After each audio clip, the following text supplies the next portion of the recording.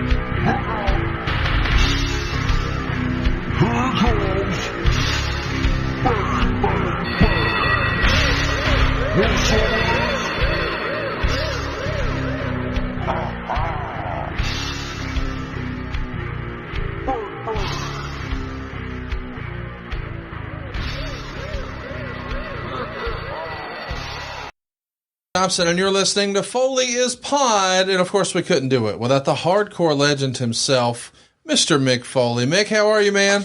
I'm doing great, Conrad. Doing really good. We are having a lot of fun, taking a stroll down memory lane, talking about all things 1998. What a big year it is for your career. We're sort of picking up where we left off. We talked about Unforgiven, where Steve Austin would crush Vince McMahon with a chair shot at the end of the match, and now it's an evil Dude Love, something we never thought we would see. And the next night on Raw, the show is from Hampton, and we'll get into the invasion. But WCW is preempted due to the NBA playoffs. That feels like a real opportunity for the whole company to put their best foot forward here, no? Yeah, it really does. And if we're talking about this Hampton or Richmond, because it's Richmond where I had the big match with Terry Funk that leads up to one of the matches with Steve. I might be off by a month here. That was prior to the Unforgiven one. Gotcha. But here, this is just a couple of weeks after you guys ended the 83-week streak, and now you've got this golden opportunity. They're preempted. Yeah. So you've got a real opportunity here. And from the torch, it would say, Dude Love's Love Shack had two women with hippie symbols painted all over their bodies, dancing and hanging on Dude's arms. Dude said Austin used to be his main man, but the night before he chewed up Austin and spit him out. And he said his gas tank was empty, and he met his women in his room and could tell in their eyes what they wanted, but he had to break the news to the women. The dude just needs to be held. What a great line that is. Because this is, we're getting into the Attitude Era, so we want to think, hell yeah, Dude Love. Yeah. Nope, he just wanted to be held. We wouldn't even give him that. We didn't want it, we needed to. Dude's in touch with his feelings. Sometimes a man just needs to be held. You would go on to say, the ladies missed out on a beautiful night of passion, but he is without the gold because Stone Cold took the easy way out by trying to get counted out to save the belt. He said McMahon talked him out of it. Dude said Austin KO'd McMahon and Austin should be fired. And they should have Dude versus the former champ Shawn Michaels to see who deserves to be champion. But his preference would just have the title be handed to me.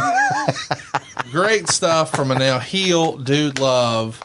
It feels like you're kind of trying to stretch whatever is left. You've mentioned before, part of the way through the summer of 97, it's like, okay, this Dude Love stuff is... Yeah, it's getting tough. It's getting old, right? But a fresh coat of paint, as Bruce would say, a heel Dude Love, that's a challenge, but probably one you're up for. I was.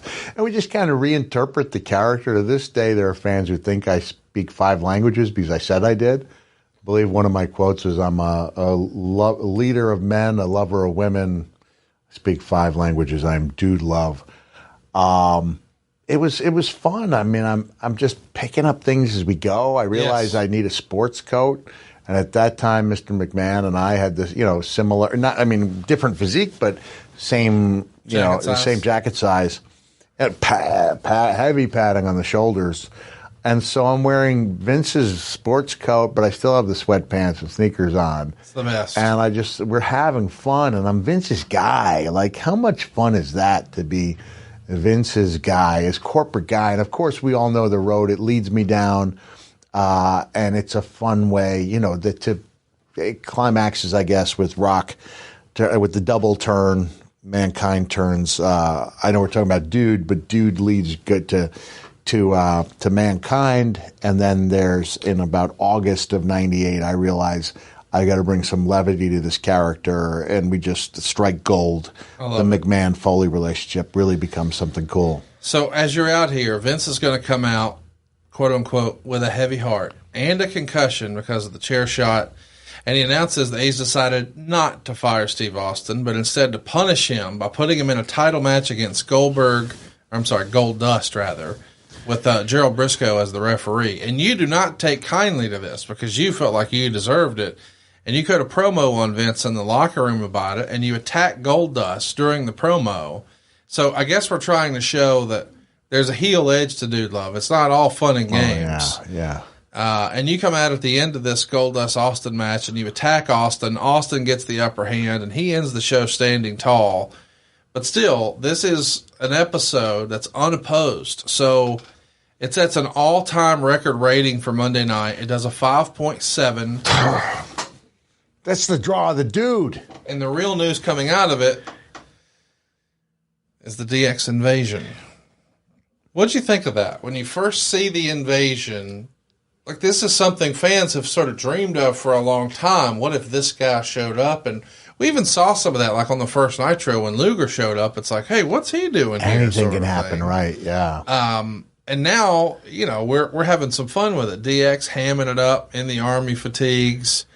Was that something you wish in hindsight you could have been a part of? Because you had a natural story as a guy who had been there. Yeah, but I mean, I think you would have watered down the entire angle if you started including half the dressing room probably had a beef of some kind with WCW.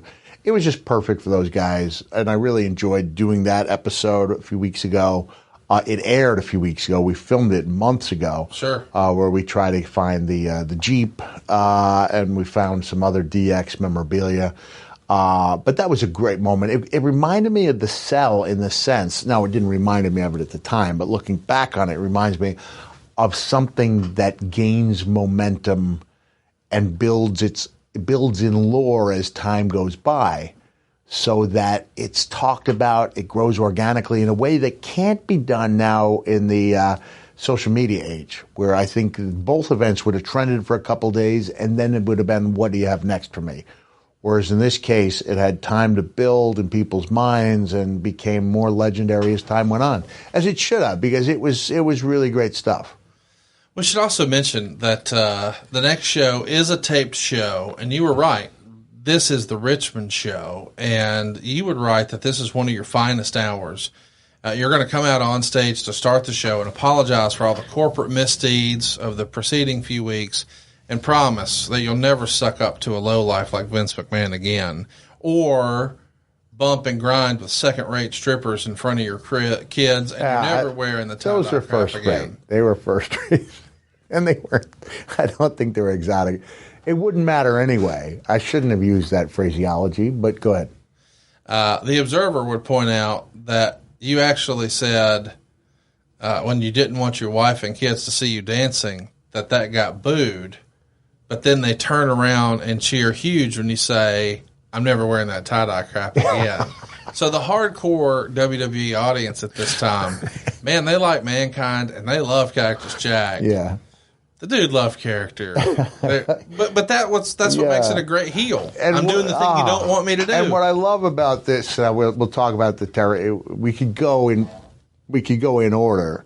But essentially, by the end of the 2 hours, it was 2 hours at a time, right? Yes. Dude will have gone back on everything he claimed bit of it was important. I'm never doing this, and this. He does them all. Ever again. Joyfully. 2 hours later, I'm doing them all. Doing them all joyfully. I love it. And the dancing that Vince does is just extraordinary. At the end of that show, like, he puts his all into that. And I had the 27 stitcheroonies in the back of the head. There was a clip on there, long since lost, because it was one of the, the B shows, where they show Vince looking, and it looks like someone has created a scale model of the Grand Canyon in the back of my head. And Vince goes, just a scratch. You might need a Band-Aid. And just dismisses that, dismisses the health concerns of one of his people. But I loved it. I loved the match with Terry. This is an example where sometimes less is more. Terry put me over so strong because I won with a succession of moves. It wasn't big move, kick out, kick out, kick out. It was, we're going to have a heck of a match. We're going to have a heck of a brawl. When push comes to shove, Terry put me over as strong as possible so that I was in the best shape possible, like perspective-wise, to take on Stone Cold Steve Austin. So if I squeak over Terry at the end of the match, I think it makes me look less impressive heading into the Austin match. And Steve was on commentary, and he goes, that was impressive. Yeah. That was impressive. And he makes that great, fishhook signal, finger in mouth, fishhook, when he sees that dude has gone back on gone back on his word. So he's calling the match as if he respects both guys in the ring. Yes. And then he's lost a great deal of respect for Dude by the end of that show. Vince is going to come out and cut what Meltzer would describe as one of the all-time great promos, and he's going to convince you that if you want a title shot again, you're going to have to go out there and earn it against Terry Funk. Okay. And he says, I don't want you to just beat him. I want you to destroy him. I want you to tear his heart out so that the blood drips down your arm. Then you'll get your title shot.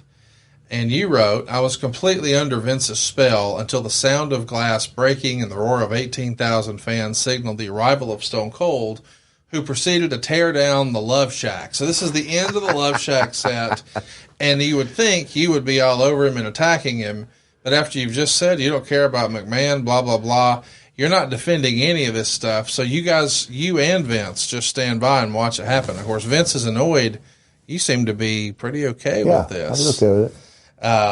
And what's interesting is they even show footage on Monday Night Raw here from all the battles in Japan. I was just thinking, we're juggling a lot of balls here. Yes. These are figurative balls, which are not to be confused with phantom balls. Phantom balls, available now in the T-shirt store. There's footage of you and Terry Funk wrestling over in FMW and the IWA and all your great Japan stuff you've done, the really hardcore stuff. And as a fan watching at home at the time in 98, I couldn't believe I was seeing this on WWE TV. And clearly they got some sort of a licensing deal worked out. I'm sure Victor was friendly with the office still, but what an opportunity to show some of those clips to a much larger audience here in the States. Were you surprised that they were able and willing to do that? Well, they were able to show some of those clips when I did the famous interview with Jim Ross. So I wasn't surprised, and it was a nice arrow to have in my quiver, to have that to show occasionally, and then we would bring it back in 2004, for example, before I wrestled Randy Orton to show what I was capable of doing. So I was not surprised, but I was happy about it because there's this great dichotomy of this Dude Love, who had been the engaging hippie, and who's now kind of metamorphosized into lounge singer on the cameos. But in this point, like, he's showing that he can be dangerous. He's showing he can stand up for however short a time for what he believes in, and that he is a credible threat to Steve Austin. We should mention that you're going to be in the main event here against Terry Funk, and Terry is nervous about the match. We even see him sort of upset about what Vince said, and we see you pacing. And you wrote in your book, Terry and I had a classic no-holds-barred contest, and before the match we spoke very little, but we both had the clear understanding that this was a very important match. Cactus, let's go out there and give it to him, I remember Terry saying, before leaving me alone for the next hour to prepare for the contest. Pat Patterson's going to be your special guest referee. You know, the company's hotter than ever. They're setting Monday night records, and you're in the main event. And you're getting ready to main event yet another WWE pay-per-view, but you're in the main event with one of your idols in wrestling. Yeah. I mean, this at this point has to be, you know, and listen, we use a lot of hyperbole. This has to be one of the most important matches in your career at this point. Yeah, because I'm trying to keep that ball rolling. I realize that we've asked a lot of the fans. Yes. Over the past 6 months, I've gone, 6 months, starting in Royal Rumble. I mean, going back to September, so that's about 8 or 9 months. Cactus Jack is introduced. You know, Summer of Love is on its way out. Third character comes in, all three in one match. And we're asking the fans to invest a lot of emotion into a lot of different things just in terms of my character.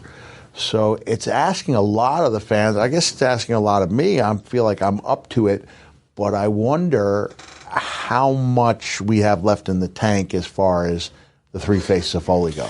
Well, and I just want to add context, too, because we've talked about WCW a lot here, but you had opportunities to be working a top guy in Sting. Yeah. And then later working the world champ and top guy in Vader. But it felt like once those were over, back down the cards you would go. Right. And so now here you are getting this momentum with Hunter. Here's Dude Love. Here's Cactus Jack. Here's the three faces of Foley.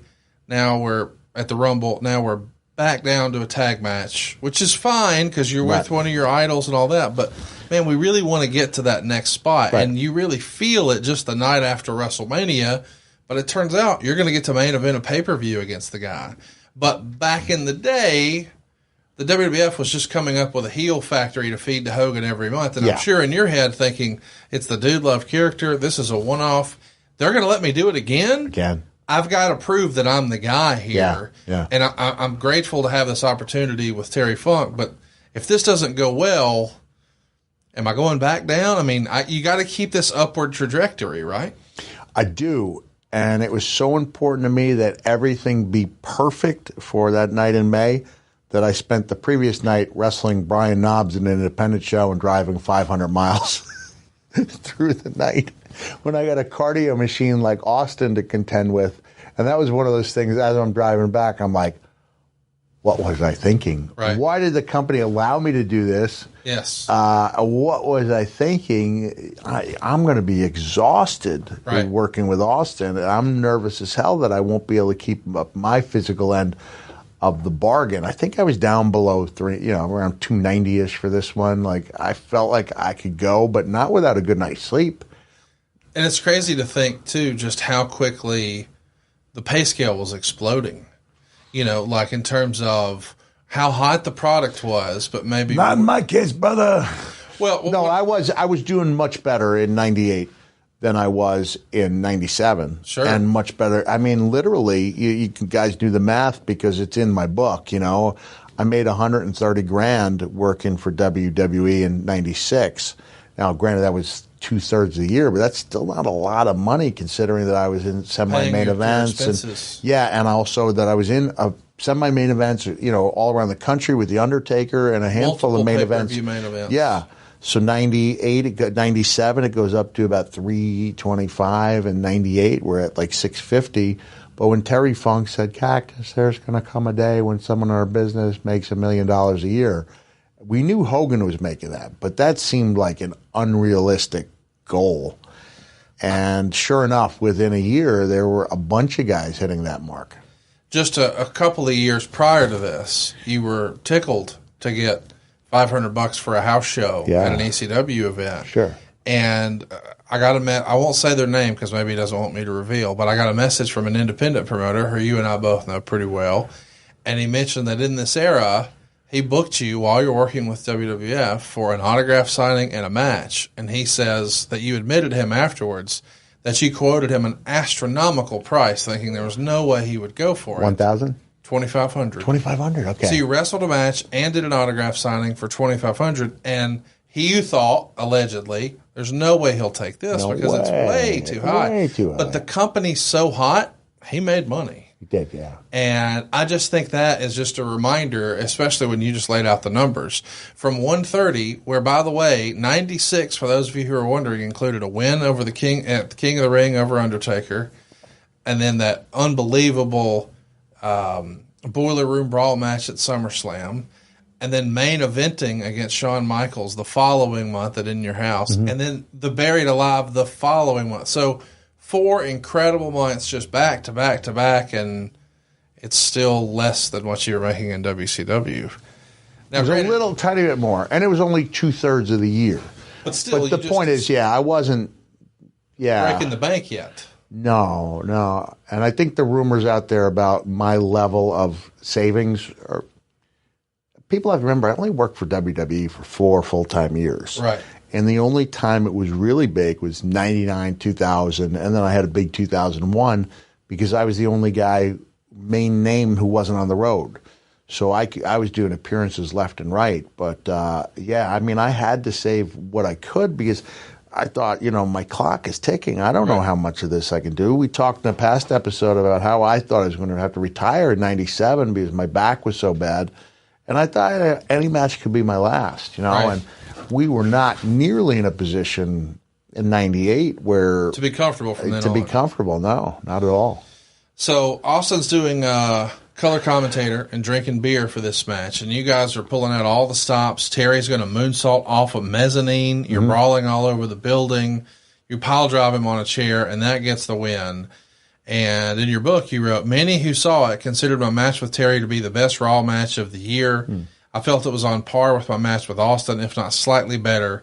For the record, it was the only match I've ever wrestled as Mick Foley. At that time, yeah. These days, it seems that hardcore matches have become an excuse to go all over the building and hit each other with cool stuff, and that may be entertaining. And I'm not saying it's not painful, but in my mind, it takes away from the things that really should be about intensity. And Terry and I wrestled with intensity that night, lots of it. Probably still to this day a career highlight, no? One of them, I remember watching it back and thinking, I don't know if this holds up as well as I thought it did. But still, I think I'm judging it by the number of false finishes and cool moves that you need today to be seen as having had a great match. Didn't have a lot of that, but the intensity was there, and the storytelling was. It felt believable. Was great, and then when we follow up, I guess, which we will, with the key to all of this is the post match. The post match, and you have to have a hell of a match in order for the post match to mean something.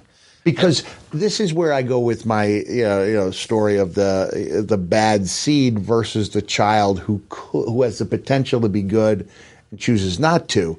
Bad seed doesn't have nearly as much heat because they never had a chance to begin with to be good. But when a teacher invests their time and energy and gets turned on by that student, in a sense, that's what's going to be heartbreaking.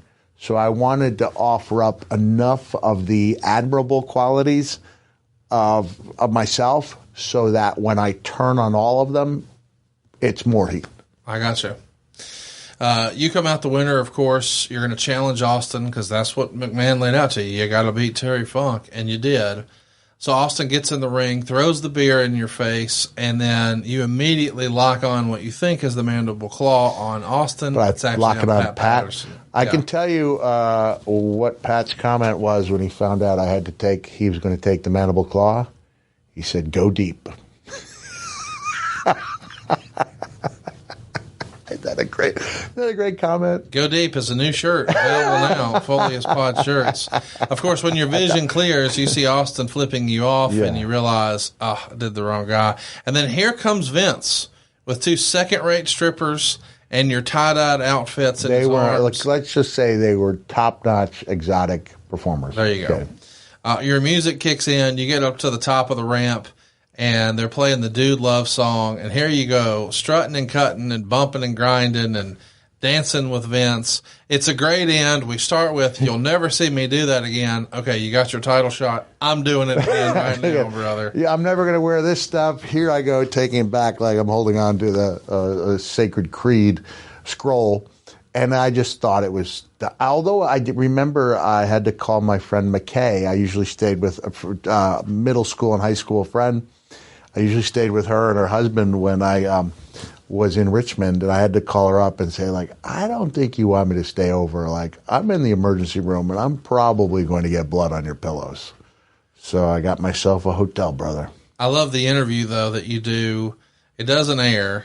But that's when the whole story about, just a scratch, maybe a Band-Aid. The show was a smash. It really sets WWF apart from WCW at the time.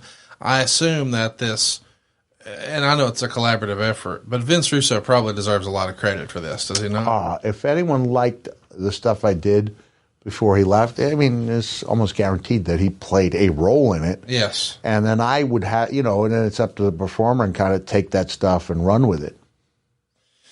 5/11, so April 11th, 1998, you're in Baltimore. May 11th. There you go. May 11th. Did I say that? You said April. Oh, sorry. 4/11. Okay. Yeah, in Baltimore. Apologies. The remaining 3 weeks, that's what we got. We got 3 more weeks to get toward the Over the Edge pay-per-view. It's going to be the last day of the month. And you wrote in your book, you decided to tweak Dude's image.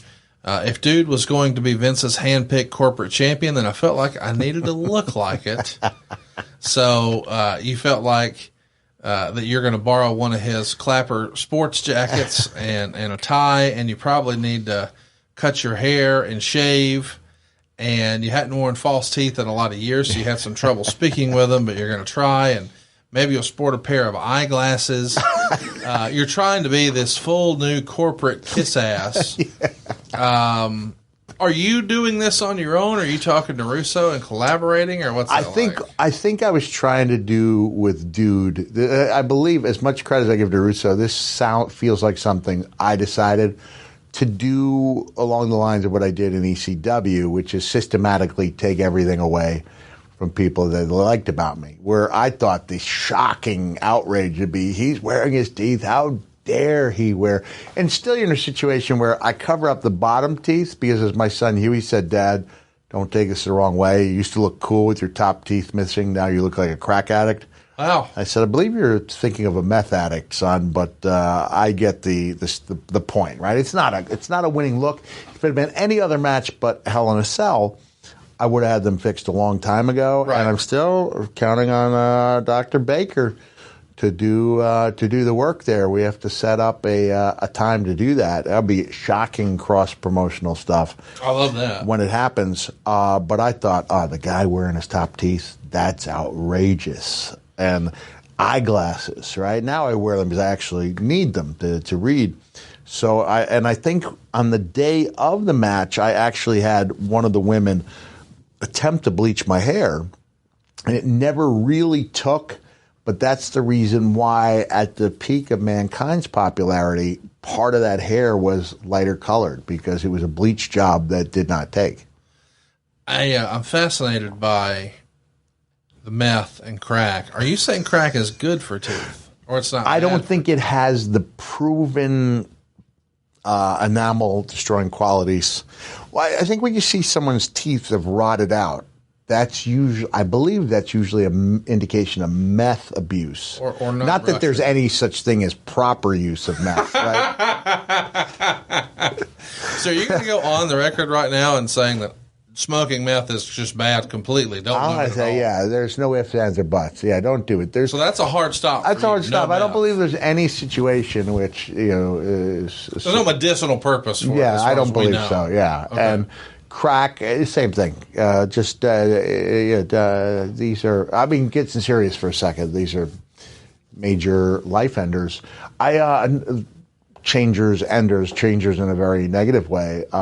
Nobody's quality of life has been improved with crack or meth. Right. And I'm not poking fun at this woman who came up to me at a signing, and she goes, I want you to know, I think she said, it's her 1,000th day sober. Oh, wow. 1,000th day clean. And so I spoke to her a little bit about it, and I said, may I ask what substance, you had problems with? She said meth. And I saw that stuff destroying the lives of, people I knew. And the telltale sign is usually the rotting of the teeth. Mm. And so that's why, Huey, if I'm speaking out of line, I apologize, because crack is awful and has ruined countless lives. Oh, yeah, for sure. But I think the telltale sign of the meth abuse, one of them, is the rotting of the teeth. Copy that. Fact. You come out and you cut a great promo with this new look. It seems that as of late, I've been having trouble with my identity. But now with the gracious help of Vince McMahon, I've found out who I am. I'm a speaker of 4 languages. I'm a student of American history and a reader of Greek tragedy. I'm a leader of men and a lover of women, as well as the toughest SOB in the World Wrestling Federation. As I'm Dude Love, your next WWF champion. That's good stuff, right? It's good stuff, man. It's good stuff. And, of course, as we know, the deck is stacked for your match against Austin at Over the Edge. It's Briscoe as the timekeeper. It's Pat Patterson as the ring announcer. And as the dramatic stage is set, Pat Patterson introduces the special guest referee, Vince McMahon. Can I clear up the language thing? Yes. Decent German, when I work on it. Santa Spanish, which mean I only remember. El ho ho ho. What is that? Yeah. Como te portaste este año, which means have you been behaving this year? Oh. So I'm capable of having a conversation with each Spanish-speaking family that comes up to meet Santa, and they don't need to know that that's the same conversation Santa has. Again, going back to wrestling, it's not what you know, it's how you use it. Yes. So when I say, como te portaste este año, how have you been behaving this year, they're always going to say bien, and then it's up for Santa to say, bien, muy bien. And it's just the leaning and the intonation, and them, oh, muy bien, and que vas a querer esta Navidad. What were you like this Christmas, And then while there's some juguetes, which is toys, and it's like, after those 2 minutes, brother, I'm out of Spanish. And my daughter has a video of me practicing the words to Feliz Navidad 100 times. Oh, wow. And she catches me and goes, my dad has been doing this for hours, because this is back when the head injuries were still having more of an effect on my short-term memory. And so I had to do it over and over and over and over. So we got the decent German, Santa Spanish. Spanish is Carney a language, because I speak that pretty well. We'll count it. And then I can remember 2 or 3 phrases. Goto.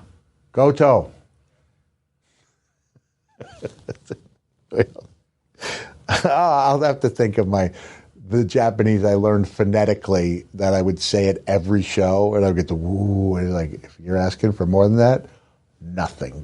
Kenny Omega cut that amazing promo in Japanese that some people thought was counterproductive, because they thought did we cover the Omega interview he did in perfect Japanese? No. I think we talked about it last summer, because it was last summer when it came out, and I put it out on social media and said this is the best. I know Medusa speaks Japanese, but I'd not seen one of her promos, and this is Kenny, who's obviously worked really hard on it, and he's doing everything perfect. He's adding emphasis to things, and there were people who go, "Oh, he's killing the gimmick. You can't show the respect to your opponents." Like, let me tell you something. There's been hundreds, thousands of people who've been over to Japan, and only a few, relatively speaking, a few dozen, who've made a major impact. There's only room for a handful of guys to go the disrespectful route. If every gaijin who goes over there throws the flowers they hand you out and tears them up, it's meaningless. Yes. And so you are working in a crowded environment for every person who wants to go to Japan. There's got to be every person who does go to Japan, there's got to be 100 people wanting to take that spot. And you have to use every tool that is available to you. And the Japanese culture is all about respect. Yes. They're all about it. And like I said, you can even Bruiser Brody accepted the flowers. Right. You can't all be rampaging monster heels. Right. So I think anything that sets you apart is good, and I'll stand by my original statement that that's really good for business and really shows to the fans that this guy. So what? You might get to turn babyface to the crowd? I got news for you. They can tell if you're working hard. Yes. And if you're working hard, they're going to respect you, and eventually they're going to like you. In WWE and WCW, wherever you go, you work hard enough, you will be liked. And I'm just saying, I think that's some really backwards thinking to believe that no one should go over there and care enough about the culture to learn the language. Agree. So down comes Vince McMahon bouncing down the ramp, and you describe it as Vince in a referee shirt that might be 8 sizes too small. I think it was a boy's medium. There you go. I think so. I think we saw it afterwards. Wish I'd held on to it. Oh, that'd be worth Would have been worth some money. You wrote, Vince was wearing a shirt so small my son Dewey would have had trouble squeezing into it. The deck was clearly stacked against Austin, and the time seemed ripe for a new champion, a corporate champion, a kiss-ass champion, and I was ready. Rock is going to have Austin in a chin lock. McMahon is going to enter the ring to try to save Austin, but in effect distracts the referee, allowing D'Lo to come in and hit Austin from behind. Eventually, he misses a frog splash. Austin now has a chance to make the tag. But rather than tag in McMahon, he gives him the double finger and continues to fight off the nation by himself. McMahon enters the ring. He hits Austin with a hard clothesline. Patterson and Briscoe are holding Austin as McMahon starts to taunt him. And eventually Austin fights out of the grip, but by then McMahon's already bailed. So you run out and attack Austin, and then the nation enters the ring, and a huge brawl erupts, and the show goes off the air. So Austin's the biggest babyface, but it almost feels like it's him against the world. Oh, yeah, here. yeah. Were you happy with this evolution of the Dude Love character? Did you feel like it was working, or did you know, hey, we're doing this, but it has a shelf life, and I'm thinking about what I'm doing after? Well, I was really happy with it. When I did 20 Years of Hell show, it was about trying to pick up the pieces after Dude. Yes. And now I'm Mankind, and that's where I thought we've asked too much of the fans. Yes. And so that Mankind was flat going into the Cell match. And then, of course, the rest is history. It all worked out. It all worked out. But I was concerned. I was riding this wave. I didn't know how long it would last, but I was intent on making the most of it. Had I known that the future title of Mr. In Your House was weighing in the balance, I would have been. Next week, we're in Nashville. And it's a tape show for Monday Night Raw, and McMahon's going to introduce you, and you come out with the suit and tie. Yeah. You're going to talk about Patterson counting the 3 and Briscoe raising his arm, and you're trying to just, visualize what that's going to be like. And then Vince calls out Dustin Runnels by his real name. Dustin comes out and gets a nice little pop, and McMahon starts to lecture him on not blaming him for his problems, but instead he needed to take responsibility for his own life. I can't help if you have a dysfunctional family. I gave you an opportunity. I gave you gold dust. You want to prove yourself? I'll let you prove yourself tonight. And this is after Dustin had acknowledged that he just had knee surgery. But it said, hey, if you can beat Dude on Raw, you'll be in the #1 contender, and you'll get to face Austin on May 31st for the title. But if you don't win, I'm not paying you for 30 days, but you still got to work. Dustin accepts, clocks you. Patterson and Briscoe are going to join you in jumping Dustin. Referees are holding him back.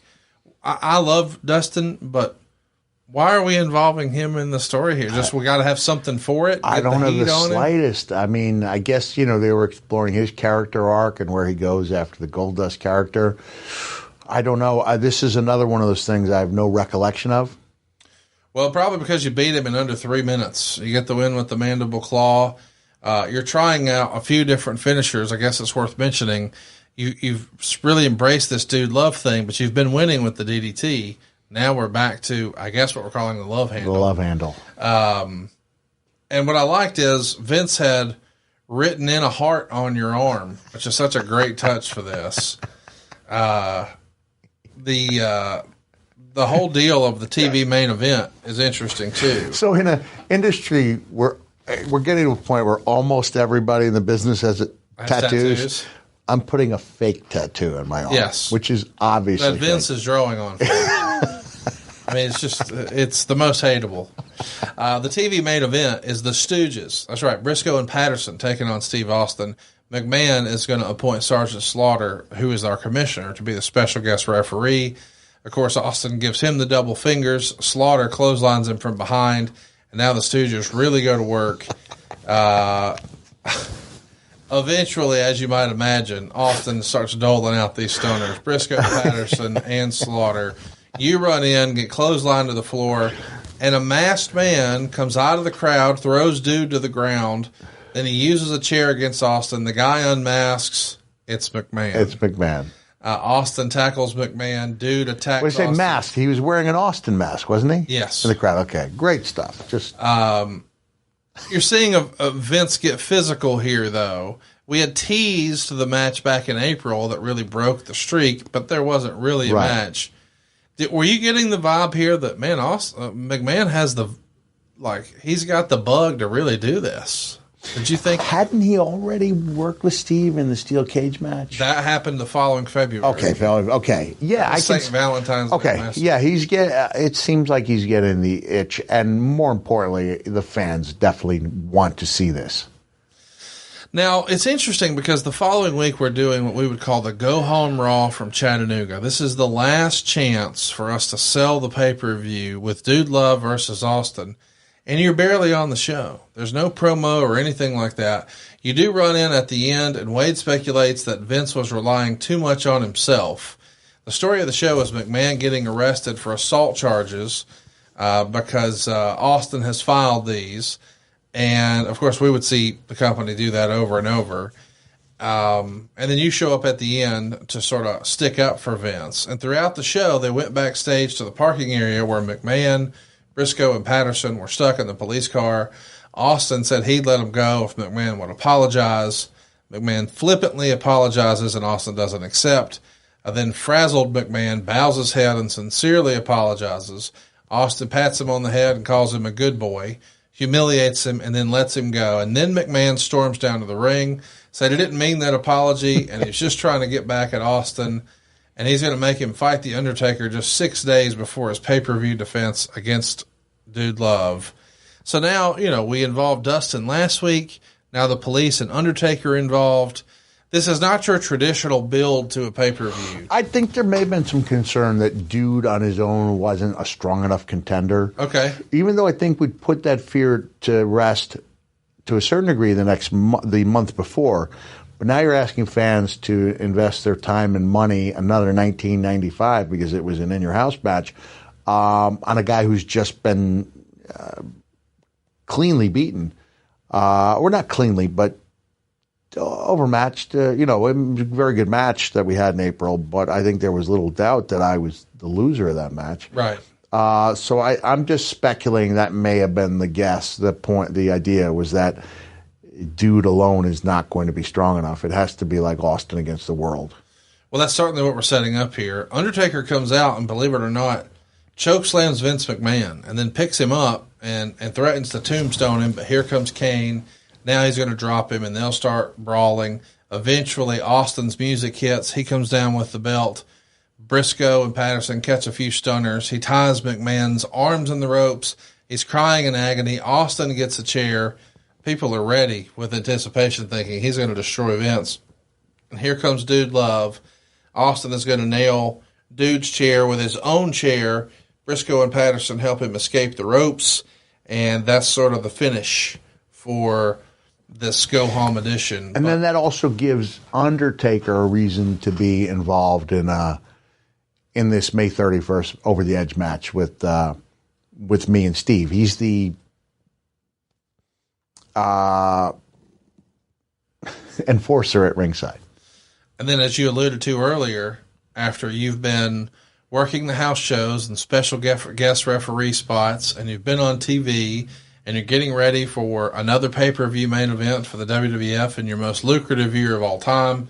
But first, let me go wrestle Brian Knobbs on this independent in Ohio. Drive 500 miles. My goodness. You wrote in your book, I've mentioned before that I consider Mind Games against Shawn Michaels to be my best match. The future King of the Ring was probably the most emotional.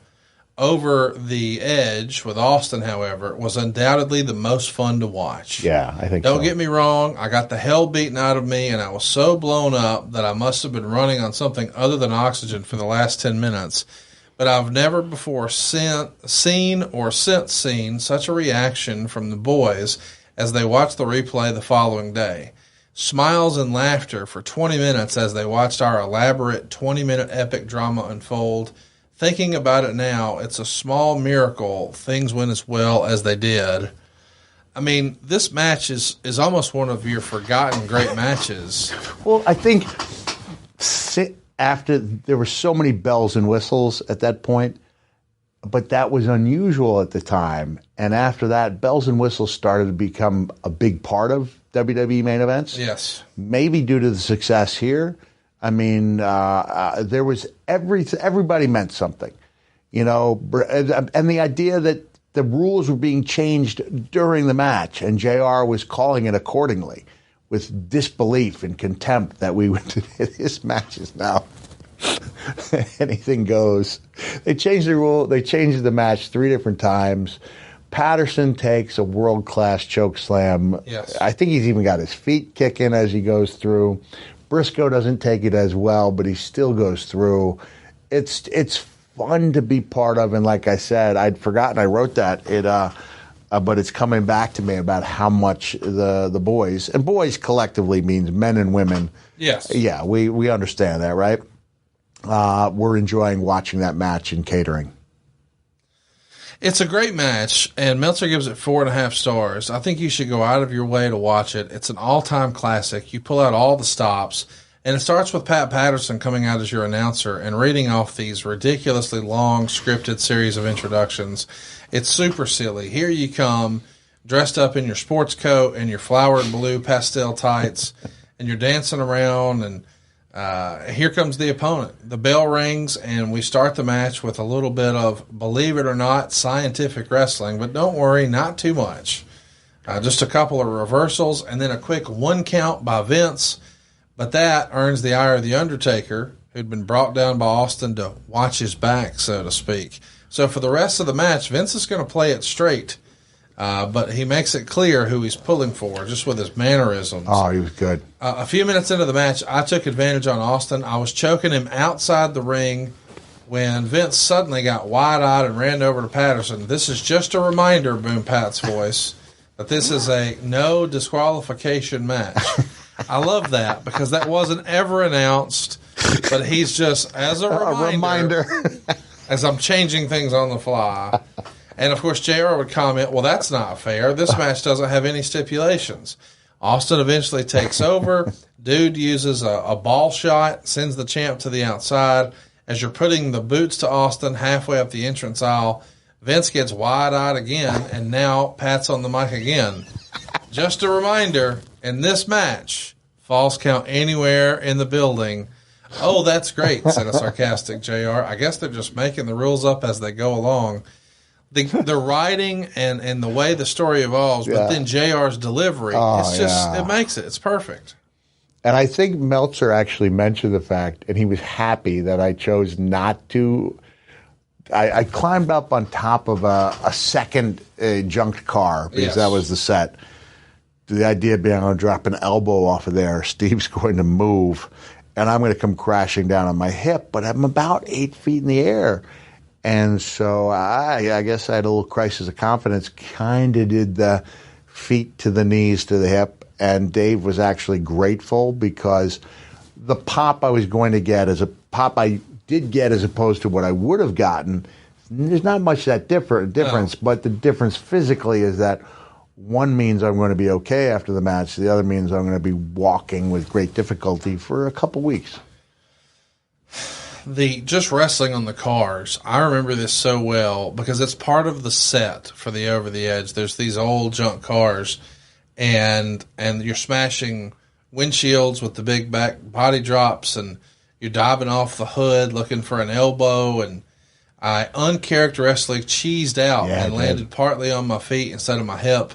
The fight continued into the ring. They're going to catch you with the upper hand with a vicious chair shot to the face. And at that point, Vince refuses to make the count. And you have to keep in mind, Vince is selling all this. Yes. To the utmost. The look in those eyes, you got those great expressive eyes and facial expressions. And I think Meltzer even pointed out that Vince was really working hard here. And he goes, and no, that's not, that's not sarcastic. Like, he was really working that gimmick. As Vince has now screwed Austin by refusing to count, Austin knows the fix is in, so he's in Vince's face. Patterson slides you the chair. You come charging with the chair hard, but Austin moves and, quote, my boss took a shot so hard that it literally knocked the caps on his teeth off. I caught him with the claw, and before he even went down, Patterson slid in as apparent substitute ref and attempted to count Austin out. But before he could get to 3, however, the Undertaker slid in from the outside and promptly chokeslammed him. Now it was Gerald Briscoe's time to slide in, attempt a ludicrous 3 count, get pulled out and chokeslammed through a table. I got up and turned into Austin Stunner, and Steve made the count himself with Vince's. Because Vince had said that the only way this match can end is by the count of this hand, and he goes and he does the side tricep with the boy's medium. So that definitely played into it. It's like, it is Vince's own hand. Yes, 1, and, 2, 3. What I have to tell you, Conrad, it's just such a satisfying feeling when you get to, Steve's going to celebrate with the fans. Yes. But the celebration is kind of yours too. Yeah, because it was a great match. Because you worked so hard for it, and knowing you're going to go back and you're going to have that hug with a large, sweaty man, and it's just a rugged platonic guys thing, man, you're just so happy. Yes. You're just so happy. And I've been in situations, Steve is a good friend, but I've been in other situations where you have that type of feeling with somebody who's not necessarily a good friend, more of an acquaintance.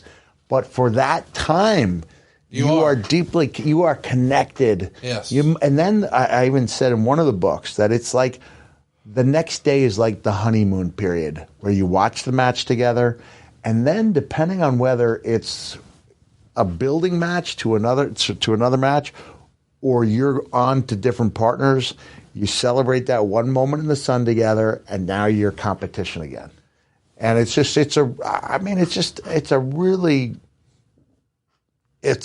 unique, I don't know, I guess basketball players, other athletes have this too, where somebody becomes competition with trades and whatnot. But I think it's a pretty cool aspect of what we do to have that moment. And that's what I've missed. That was one of the things I missed the most, was not having those moments again. And and as much as I love doing the one-man shows and my appearances where I help out Santa, I've had a few of those that are almost as gratifying. But that bond with your opponent, oh man, it's something really super fun stuff, man. I just love this match. I love this moment, and I'm curious. We've seen a little bit of physicality from Briscoe and Patterson, and this is really one of the first times that they're getting involved like this. But they had to love just being involved in this, didn't they? So much fun. Yeah. So much fun. Pat had this idea, and it didn't get approved by Vince, but Pat had this way. I hope I do justice to him with the voice. He was like, I was thinking that when I come out and I'm giving that introduction, a fan just dumps a beer right over my head, and I'm looking like a wet rat. And it would have been funny, it would have been funny. But it didn't get done. It didn't matter, though. But it's just an idea of this is how we were, we were looking to put this match together. And he's willing to do whatever. Oh, yeah. He was. And you can see that he's, even though he's decades past his physical prime, he's having a blast. Brother, he goes up for that choke slam. Briscoe, not quite to the extent, but still went up. And these guys are having, a second act in their careers that nobody could have foreseen. It's really no wonder that this match was so good. I mean, let's just recap who all's involved in the storytelling here. Stone Cold Steve Austin, The Undertaker, Mick Foley, Vince McMahon, Pat Patterson, Gerald Briscoe. There's only one way this can go, which is fabulous, right? I mean, look at just the minds involved in this. Meltzer would say the crowd was going nuts for almost every spot.